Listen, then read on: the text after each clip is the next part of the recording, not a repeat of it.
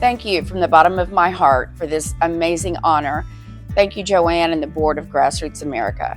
Look around. I'm among some of the greatest leaders there are in fighting this fight.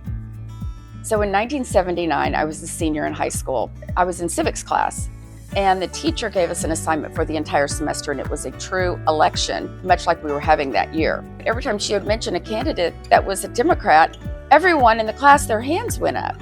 I never understood. And I said, what's the deal? Nobody wants to be the Republican, and everybody wants to be a Democrat. Well, her son was the campaign manager for John Kruger, who was a Democrat at the time. So the next person up, she said, who wants to be George Bush? It was George Bush Sr. was running for U.S. House of Representatives. No one raised their hand.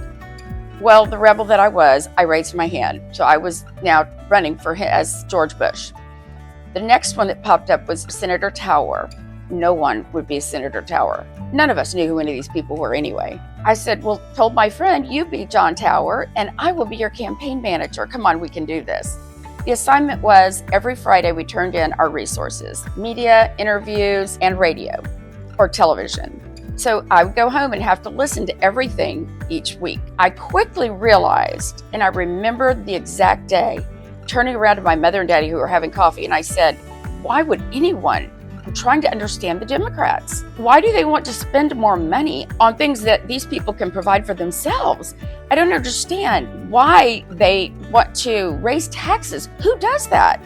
I'm so confused by what they stand for. And it never made sense throughout the entire semester. So from there, I realized if you really want to know the truth, you have to fight.